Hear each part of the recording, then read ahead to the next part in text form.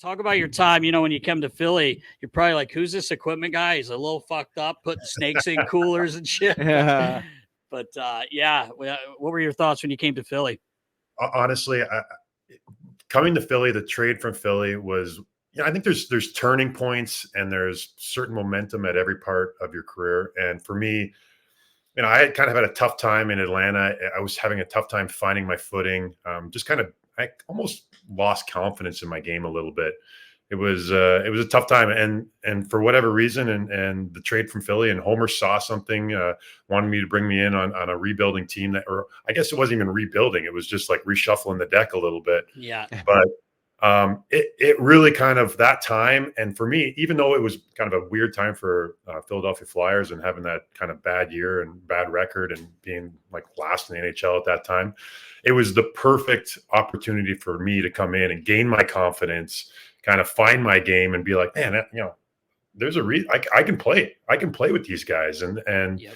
There's nothing wrong with what's going on. I just got to kind of remember what kind of player I was. And John Stevens, I give him a lot of credit because he sat me down as soon as I got there and he told me, he's like, hey, I don't care about mistakes. Just play your game. We've seen you. You're a great skater. You can move the puck. You got offense. You got defense. Just play hard. And that's all we want to see from you. And it kind of just released me a little bit. Whatever piano I was carrying around or elephant I had on my back, John kind of let me just breathe a little bit. And it was really a big moment in my career. And I was super excited to get traded. I knew Karts and I knew Richie from World Juniors. These were guys I was really good buddies with. And that experience playing the Phantoms in the Calder Cup final, I knew what kind of atmosphere I was going into. And I was like, man, I want to be on that side. Yeah. Really cool. But it was unique. I remember when I got the call, I got traded. I come into the rink, and the first thing going on, I don't know if you remember this, Rouse or Nasty, but it was the Flyers Wives Carnival. Oh yeah. So they pick me up at the airport and they bring me right to the rink, and they're like, all right, I think it was Zach Hill, and he's like, you're gonna go meet Holmgren, the general manager. And I was like, awesome, I'm excited, and I'm putting the happy face on. And I was so excited, butterflies in my stomach, and I walk onto the floor, and it's just like a carnival going on in there. And the people there, and I walk over to the dunk tank, and there's Homer in a wetsuit on the dunk tank. And he's like, hey, kid, how's it going? Like, play hard. People are going to love you here. And shakes my hand. And then, like, not even like 10 seconds later, someone throws a ball, and Homer's in the dunk tank. It was great. Oh, that's awesome. It was like, welcome to Philly moment. It couldn't have been more like, just like, from that moment, I knew that the whole atmosphere around the team was very family based, and I was going to fit in really nicely with the guys. And I was lucky enough to be there a long time. Yeah, you were. That's great. You were. Hey, Awesome. just going back a little bit, you mentioned John Stevens, and kind of, maybe helping you find your confidence. Going back to Atlanta, you had Bob Hartley. I understand young players take time sometimes to find their game. I mean, two different types of coaching, obviously, I would say, between Bob and John Stevens. How much of maybe this challenge of finding your game in Atlanta was maybe having a coach that maybe didn't believe in you like Johnny? Yeah, there's probably different reasons. And there's some of the reasons probably, some of the reasons were because when I was in Portland, I was playing like 30 minutes a night, Right. and you're as a defenseman, when you get to the NHL, when you're playing 30 minutes, you're not playing at the highest level all the time. And you kind of have to conserve yourself. And so there was some lessons I had to learn. And Sure.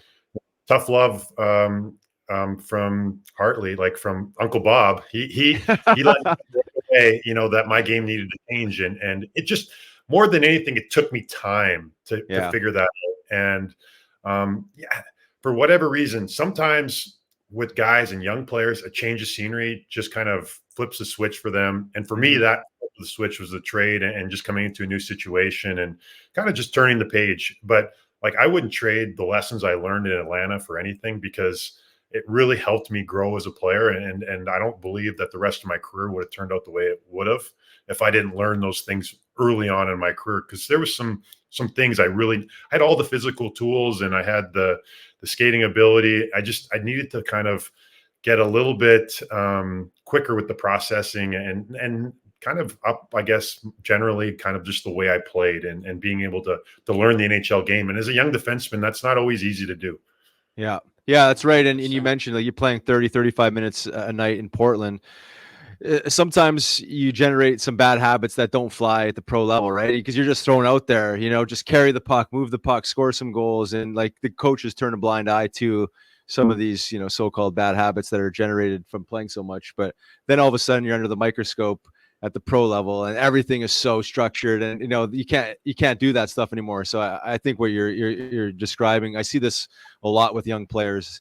They come from a lot of ice time to limited ice time, and they struggle with getting in their own head because it's so structured and regimented. Well, it had come very easily, and I had played against not men. Like you get to the NHL, everyone's a man, and at that point, up to that point, any mistake, I could overcome it just be my skating or my strength or just kind of like overpowering guys. And at the NHL level, you just it's different. There's guys like you, Riles, running around, and it's hard to outmuscle guys like that, and Todd Fedoruk and Darian Hatcher. You talk to those guys, and you meet them, and you're like, man, like either I got to learn this game very quickly, I got to up my conditioning, up my strength, try to put myself at a higher level, and there's just little things that, as a player, you kind of have to learn, and for me, that learning experience took place in Chicago and in Atlanta.